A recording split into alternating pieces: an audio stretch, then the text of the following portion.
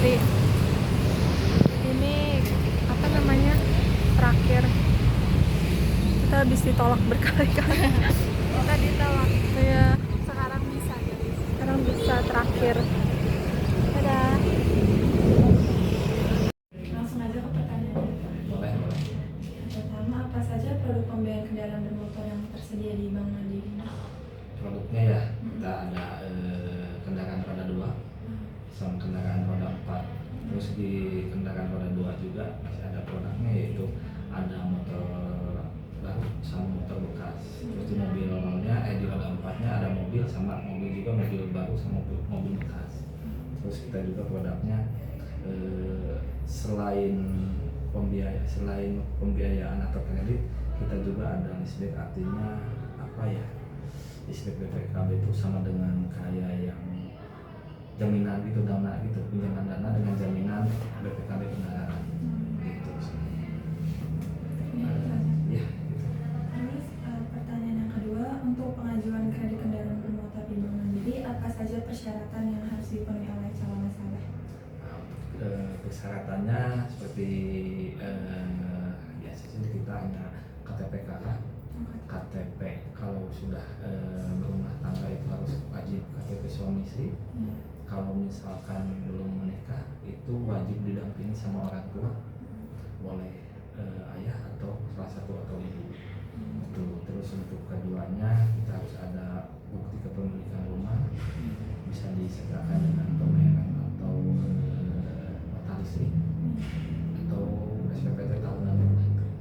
Terus terakhir mungkin kalau misalkan itu banget, kalau nasabahnya bekerja itu harus ada hasil gaji, atau kalau wira swasta itu harus ada pembukuan. Itu sih. Pertanyaan selanjutnya, bagaimana alur proses pengajuan kredit dari awal sampai pengajuan tersebut dinyatakan setuju? Oh, kalau itu sih mau pertama prosesnya dari awal dulu. Iya. Agak panjang soalnya. Paling kayak Simpelnya langsung. Kalau dari awal bisa 2 jam kita di sini. Jadi intinya sampai proses setuju, tim kita di lapangan bisa disebut surveyor ya. Ketika ada pengajuan calon nasabah debitur itu melakukan survei. Yang pertama tuh wajib checklist dulu. Checklist menggali informasi di lapangan, wajib ke aparat setempat, minimal RT atau RW salah satu. Terus melakukan validasi persyaratan, analisa konsumen dari segi pendapatan, terus apa yang akan dikredit sama si konsumen, mau motor atau mobil. Kalau misalkan hasil dari surveyor atau CMO di lapangan, misal kalau analisis secara keuangan masuk, hasil checklinknya positif, tidak ada info negatif, itu kemungkinan bisa di ACC. untuk pertanyaan selanjutnya, kami boleh tahu berapa suku bunga yang berlaku untuk kredit kendaraan saat ini? Kalau itu mah rahasia. Oh, udah. Nggak bisa.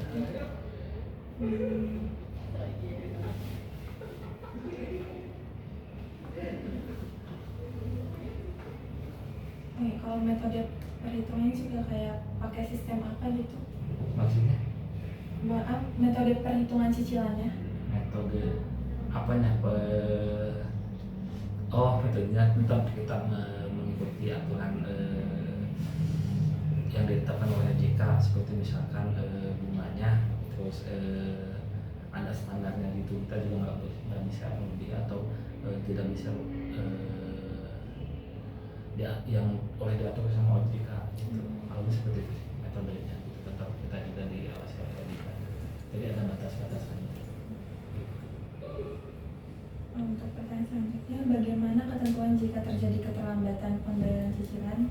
Misalnya kayak ada ketentuan terlambat 2 hari atau 3 hari itu. Oh iya, kita ada ketentuannya. Kalau keterlambatan 1 hari kita ada denda.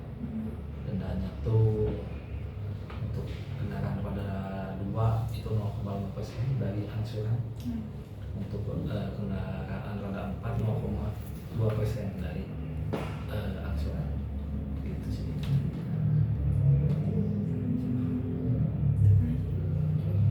Nah, itu tugas apa sih? Tugas rumah tangga. Oh. Suruh ngitung gitu Pak, ngitung jumlahnya, anuitasnya gitu. Assalamualaikum warahmatullahi wabarakatuh. Kami dari kelompok 6 dan pada kesempatan kali ini kami akan mempresentasikan hasil project based learning kami dengan judul analisis perbandingan kredit kendaraan bermotor New PCX 160 CBS antara Bank Mandiri, Tunans Finance, dan FIF Group. Sebelumnya kami ingin mengucapkan terima kasih kepada Bapak Wilman Sanmarino selaku dosen pembimbing atas bimbingannya dalam mata kuliah Matematika Keuangan. Dalam presentasi ini kami akan menjelaskan perbandingan kredit kendaraan bermotor, perhitungan cicilan, serta kelebihan dan kekurangan dari kedua lembaga tersebut. Tentunya saya tidak sendiri, melainkan bersama rekan-rekan saya yang ikut berpartisipasi dalam pengerjaan proyek kali ini, yaitu ada Elsie Febrianti, Marsha Garneta Situmorang, Yusron, dan saya. Kami berharap presentasi ini dapat memberikan gambaran yang jelas mengenai dinamika kredit kendaraan bermotor di Indonesia, khususnya perbandingan antara Mandiri, Tunans Finance, dan FIF Group. Di sini saya Elsie akan menjelaskan latar belakang. Dalam 2 dekade terakhir, ekonomi Indonesia menunjukkan pertumbuhan yang stabil sehingga kebutuhan masyarakat terhadap kendaraan bermotor semakin meningkat. Karena tidak semua mampu membeli secara tunai, lembaga pembiayaan berperan penting dalam menyediakan kredit yang fleksibel. 2 perusahaan besar di sektor ini adalah Mandiri Tunans Finance dan VIP Group. Mandiri Finance menawarkan pembiayaan kendaraan, alat berat, serta multiguna dengan pengembangan layanan digital. Sementara VIP Group di bawah Astra dikenal sebagai pemimpin pembayaran sepeda motor Honda dan menyediakan layanan multiguna serta syariah. Persaingan keduanya mendorong inovasi, peningkatan layanan, dan transaksi kredit. Meskipun industri ini tetap menghadapi tantangan seperti regulasi OJK, perkembangan teknologi, risiko kredit, dan kondisi ekonomi. Penulisan ini bertujuan memberikan gambaran mengenai profil, proses kredit, strategi, dan perbandingan kedua lembaga tersebut untuk memahami peran biaya dalam perekonomian Indonesia. Konsep pembiayaan dan kredit. Konsep pembiayaan merupakan proses pemberian dana oleh lembaga keuangan untuk membantu konsumen memperoleh barang atau jasa tanpa harus membayar secara penuh di awal. Dalam konteks pembelian sepeda motor, lembaga pembiayaan menanggung sebagian besar harga kendaraan, sedangkan konsumen membayar sejumlah uang muka dan melunasi sisanya melalui angsuran berkala. Pembiayaan berfungsi memberikan akses yang lebih mudah bagi masyarakat untuk memilih kendaraan dengan struktur pembayaran yang disesuaikan kemampuan finansial konsumen. Yang kedua, konsep kredit.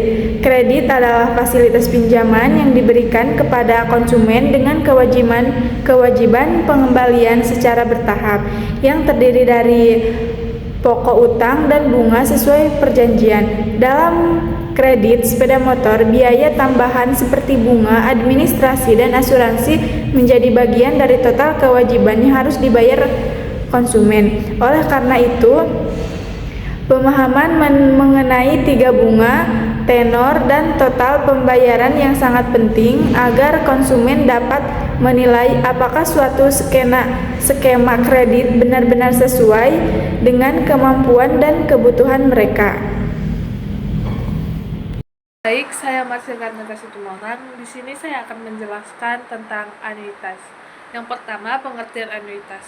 Anuitas merupakan instrumen keuangan yang memungkinkan seseorang atau entitas untuk menerima pembayaran sesuai periodik dan jumlah tetap selama periode waktu tertentu. Seringkali, anuitas digunakan dalam konteks perencanaan keuangan jangka panjang. seperti untuk investasi pensiun atau manajemen risiko melalui produk asuransi. 8 konsep dasar dari anuitas adalah pembayaran yang dilakukan dalam rangka memberikan stabilitas keuangan di masa depan. Selanjutnya, jenis-jenis anuitas. Yang pertama, anuitas biasa. Anuitas biasa merupakan jenis anuitas di mana pembayaran atau penerimaan dilakukan berkala untuk periode tertentu terjadi di akhir periode. Yang kedua, anuitas di muka. Anuitas di muka yaitu anuitas yang pembayarannya dilakukan pada setiap awal periode atau pada saat transaksi. Yang ketiga, anuitas tertunda. Anuitas tertunda yaitu anuitas yang tidak memenuhi definisi anuitas biasa atau anuitas di muka karena pembayarannya dimulai setelah beberapa periode, misalnya setelah M periode. Dan yang keempat, anuitas bertumbuh. Anuitas bertumbuh yaitu anuitas biasa atau anuitas di awal yang besar asuransinya tidak tetap namun tumbuh berkembang dengan tingkat pertumbuhan yang sama selama periode tertentu. Dan yang kelima, anuitas variabel. Anuitas variabel yaitu anuitas biasa atau anuitas di awal sebagaimana anuitas bertumbuh, tetapi pertumbuhan angsuran tidak dinyatakan dalam persen, namun dalam nilai nominal. Anuitas biasa. Yang pertama, menghitung nilai sekarang atau present value, PV sama dengan 1 dikurang 1 plus I pangkat minus N per I dikali A, yang dimana PV itu sama dengan nilai atau pinjaman sekarang, N jangka waktu dengan satuan tahun, dan A itu besarnya anuitas yang dibayarkan tiap akhir periode. I yaitu tingkat bunga per tahun. Dan yang kedua yaitu menghitung nilai yang akan datang atau future value atau FV, yang dimana rumusnya FV sama dengan A dikali 1 plus I pangkat N kurang 1 per I, yang dimana FV sama dengan nilai atau tabungan yang akan datang, N sama dengan jangka waktu, I sama dengan tingkat bunga per tahun, dan A sama dengan besarnya anuitas yang dibayar setiap tahunnya. Kedua, ada anuitas di muka. Untuk menghitung nilai sekarang atau present value, rumusnya adalah PV sama dengan kurung 1 kurang buka kurung 1 ditambah I tutup kurung min N tambah 1 tutup kurung A ditambah A sama dengan 1 dikurang buka kurung 1 plus I tutup kurung min N plus 1 per I ditambah 1 tutup kurung A, di mana PV merupakan nilai pinjaman sekarang, N jangka waktu, A besarnya anuitas yang dibayarkan tiap awal periode, I tingkat bunga per tahun. Kemudian untuk menghitung nilai yang akan datang atau future value, FVV sama dengan A buka kurung 1 plus I tutup kurung N kurang 1 per I tutup kurung. Selanjutnya ada anuitas tertunda. Menghitung nilai sekarang present value untuk anuitas biasa yang tertunda, di mana rumusnya PV sama dengan buka kurung 1 dikurang buka kurung 1 plus G per 1 plus I tutup kurung kuadrat N per I kurang G tutup kurung A1. Kemudian untuk menghitung nilai sekarang atau present value, PV sama dengan buka kurung 1 dikurang buka kurung 1G 1 ditambah G per 1 plus I tutup kurung kuadrat N per I kurang G tutup kurung A1. P Saya Francisca Rentia. Selanjutnya saya akan membahas tentang anuitas bertumbuh atau growing annuity. Yang A, menghitung nilai sekarang, present value, PV, untuk anuitas biasa dengan pertumbuhan angsuran sebesar G. Kita bisa lihat di gambarnya terdapat rumus yang dimana PV itu nilai pinjaman sekarang dan N yaitu jangka waktu atau banyaknya periode, G itu tingkat pertumbuhan anuitas, A1 yaitu besarnya anuitas yang dibayarkan tiap akhir periode, dan I tingkat bunga per tahun.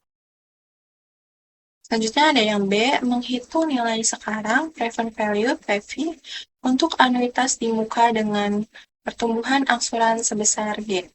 Yang dimana yang kita bisa lihat rumusnya yaitu PV nilai pinjaman sekarang dan N yaitu jangka waktu banyaknya periode, A1 besarnya anuitas yang dibayarkan tiap akhir periode setelah A yaitu besarnya anuitas yang dibayarkan di awal periode, dan I yaitu tingkat bunga per tahun, dan G yaitu tingkat pertumbuhan anuitas.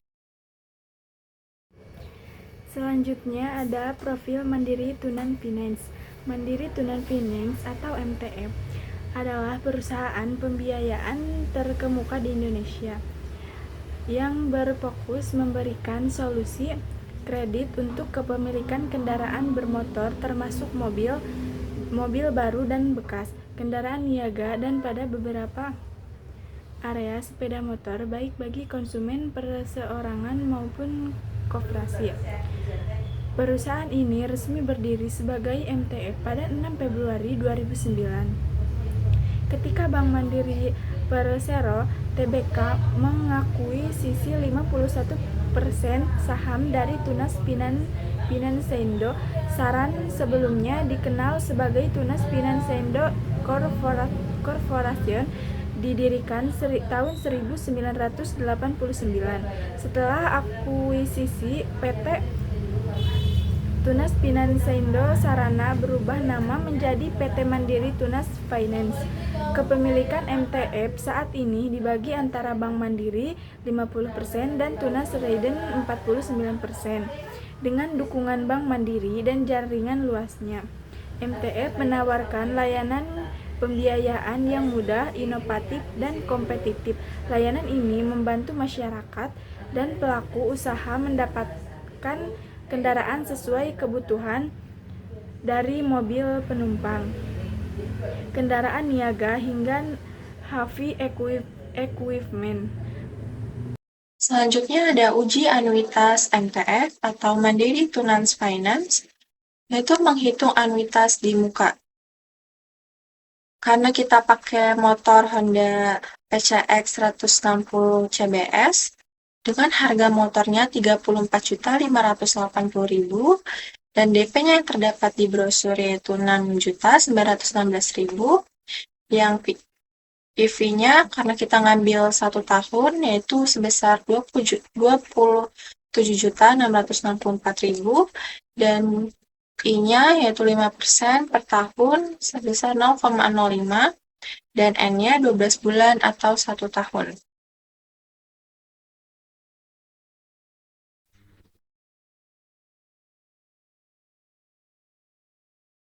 Setelah mengetahui harga motor, DP, PV, I-nya, dan N-nya, yaitu langsung kita masukkan ke dalam rumus angka-angka yang tadi. Dan yang kita peroleh yaitu total keseluruhannya terdapat Rp2.972.585.000. Pembahasannya, jadi berdasarkan hasil perhitungan pinjaman sebesar Rp27.664.000 dengan bunga 5% per tahun dan tenor sebesar 12 bulan menghasilkan angsuran sekitar Rp2.971.573.000 setiap bulan. Jika dijumlahkan selama 1 tahun, total cicilan mencapai kurang lebih 35,6 juta. Setelah digabungkan dengan uang muka sebesar 6.916.000, maka total biaya keseluruhan yang harus dibayarkan untuk pembelian motor melalui Mandiri Tunas Finance adalah sekitar 42,5 juta. Selanjutnya pembahasan. Jadi, berdasarkan hasil perhitungan tadi, pinjaman sebesar 27.664.000 dengan bunga 5% per tahun dan tenor 12 bulan menghasilkan angsuran sekitar Rp2.971.573 setiap bulan. Jika dijumlahkan dalam 1 tahun, total cicilan mencapai kurang lebih 35,6 juta. Setelah digabungkan dengan uang muka, maka total keseluruhan yang harus dibayarkan untuk pembelian motor melalui MTF sekitar 42,5 juta. Pembahasan dan hasil proyek MTF. Berdasarkan hasil uji anuitas pada pembiayaan MTF, dapat diketahui bahwa besarnya cicilan bulanan dihitung dari nilai pokok pembiayaan setelah dikurangi uang muka. Kemudian, setelah diproses menggunakan rumus anuitas untuk menentukan jumlah angsuran yang tetap setiap bulan. Dari hasil perhitungan anuitas diperoleh bahwa nilai angsuran yang dikeluarkan konsumen pada skema MTF mencerminkan kombinasi antara porsi bunga dan porsi pelunasan pokok yang berubah setiap bulan. Pada masa awal kredit, komponen bunganya lebih besar. Sedangkan di bulan-bulan selanjutnya, porsi pokok semakin meningkat. Hal ini selaras dengan karakteristik dasar sistem anuitas. Nilai kredit dan tingkat bunga MTF juga menentukan bagaimana total pembayaran akhirnya terbentuk. Semakin besar suku bunga yang digunakan atau semakin panjang tenor yang diambil, maka total beban bunga akan semakin meningkat. Sebaliknya, jika pokok pinjaman lebih kecil atau suku bunga lebih rendah, maka dengan demikian hasil uji anuitas pada MTF memberikan gambaran menyeluruh mengenai besar kecilnya angsuran bulanan, total pembayaran masa kredit, serta struktur biaya bunga yang harus ditanggung. Informasi ini sangat penting untuk membandingkan efisiensi pembiayaan MTF dengan lembaga pembiayaan lain seperti FIF, hingga konsumen dapat menentukan pilihan kredit yang sesuai dengan kemampuan finansialnya. Selanjutnya ada profil FIF. FIF Group atau PT Federal International Finance adalah perusahaan pembiayaan termuka di Indonesia yang bernaung di bawah Astra International, menyediakan layanan pembiayaan konvensional dan syariah dengan jaringan luas yang mencakup 248 kantor cabang di seluruh Indonesia. FIF Group melayani jutaan nasabah setiap tahunnya. Perusahaan menghadirkan berbagai solusi pembiayaan sesuai kebutuhan konsumen, termasuk FIF Astra untuk motor Honda, Amitra untuk pembiayaan syariah, dan Danastra untuk pembiayaan multiguna, dan Finatra untuk UMKM. Sejak berdiri pada Mei 1989 dengan nama PT Mitra Pusaka Arta Finance atau FIF Group, FIF Group terus berkembang, memfokuskan layanan pembiayaan motor Honda sejak 1996 dan mulai menggunakan nama dagang FIF Group pada tahun 2013. Perusahaan ini juga meraih berbagai penghargaan di bidang teknologi, CSR, dan brand, termasuk Infobank Multifinance Award 2022. Pembiayaan yang tersedia adalah Honda Motor, dana tunai, elektronik dan furnitur, modal usaha, haji dan umroh, serta pendanaan B2B. Selanjutnya ada uji anuitas FIF, yaitu kita pakai rumus menghitung anuitas di muka. Diketahui harga motornya yang kita ambil motor PCX 160 CBS sekitar 34.580.000 dengan DP yang terdapat di brosur 3.400.000 dan PV-nya karena kita ngambil 1 tahun yaitu sekitar 31.180.000 dan I-nya terdapat 9,33% per tahun yaitu 0,0933 dan N-nya sebesar 12 bulan atau 1 tahun. Setelah mendapatkan harga motor, DP, PV-nya yang kita ketahui, masukkan ke dalam rumus, dan kita peroleh hasil akhirnya sekitar 48.590.600 Pembahasannya, dari hasil perhitungan pembiayaan FIF, nilai pokok kredit setelah DP adalah sekitar 31.180.000 dengan suku bunga efektif 9,33% dan tenor 12 bulan, diperoleh angsuran bulanan sebesar kurang lebih 4.049.172.000. Dengan demikian, total kewajiban yang harus dibayar konsumen selama masa kredit mencapai sekitar 48.564.000. Perhitungan ini menunjukkan besarnya beban cicilan dan total biaya pembiayaan yang harus ditanggung selama 1 tahun. Baik, selanjutnya pembahasan dan hasil proyek FIF.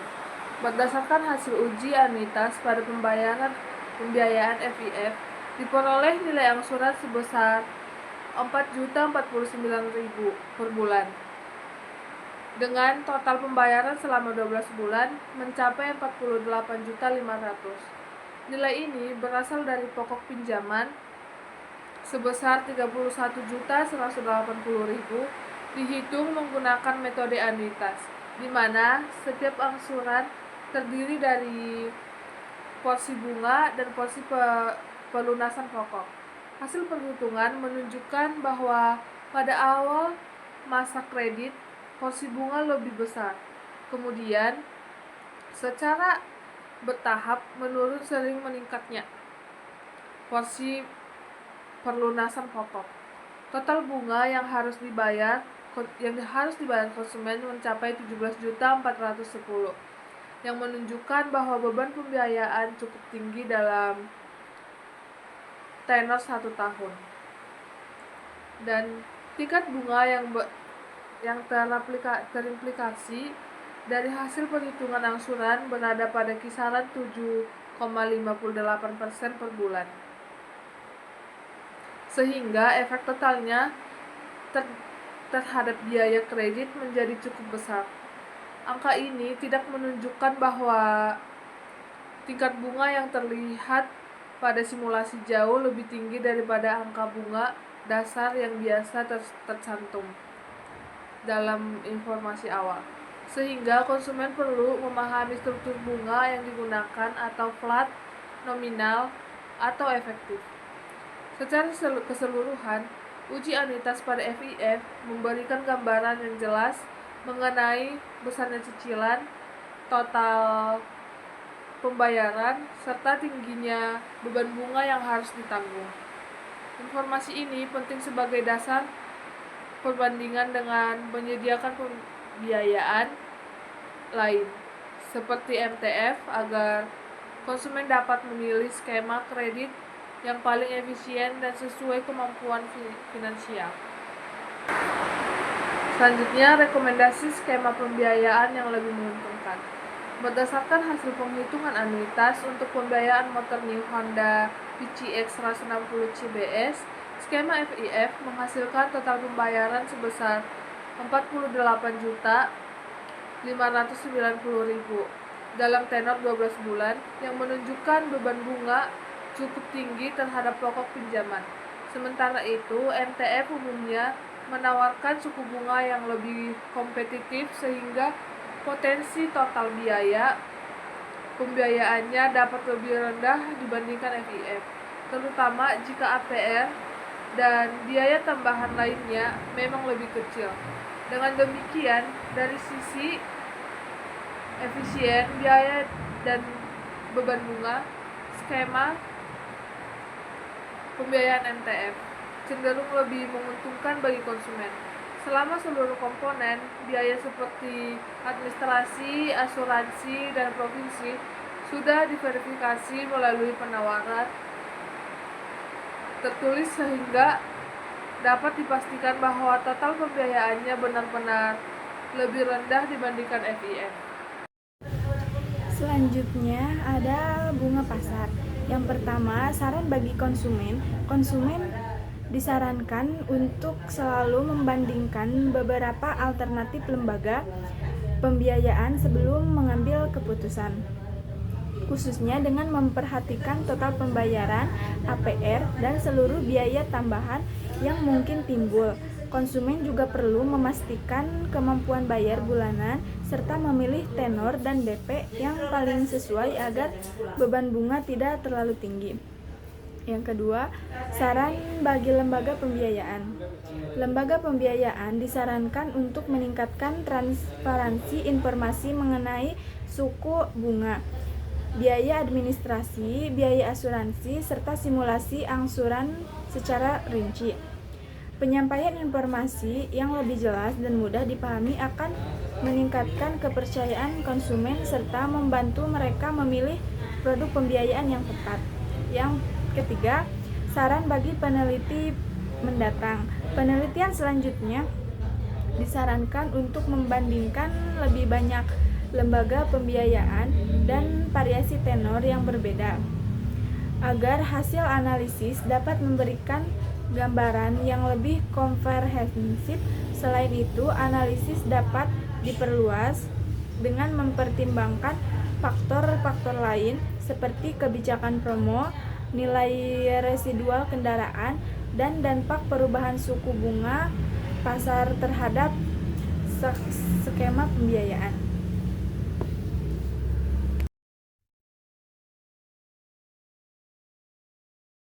Nah, kesimpulannya, pembiayaan kredit sepeda motor merupakan salah satu sarana utama bagi konsumen untuk memiliki kendaraan dengan sistem pembayaran yang lebih ringan dan terjangkau. Melalui analisis anuitas yang digunakan pada lembaga pembiayaan seperti Mandiri Finance Finance dan FPF, dapat dipahami bahwa setiap angsuran terdiri dari kombinasi pelunasan pokok dan bunga yang berubah secara proporsional setiap bulan. Hasil perhitungan menunjukkan bahwa perbedaan suku bunga, tenor, DP, serta biaya tambahan sangat mempengaruhi besar kecilnya angsuran dan total pembayaran akhir. Oleh karena itu, pemilihan lembaga pembiayaan yang paling menguntungkan harus mempertimbangkan APR, total biaya, kredit, dan struktur angsurannya. Bukan hanya nilai cicilan bulanan semata, secara umum, skema pembiayaan yang memberikan bunga lebih rendah dan biaya tambahan yang lebih transparan akan menghasilkan total pembiayaan yang lebih efisien, sehingga konsumen dapat mengambil keputusan dengan lebih tepat sesuai kemampuan finansial dan kebutuhan mereka.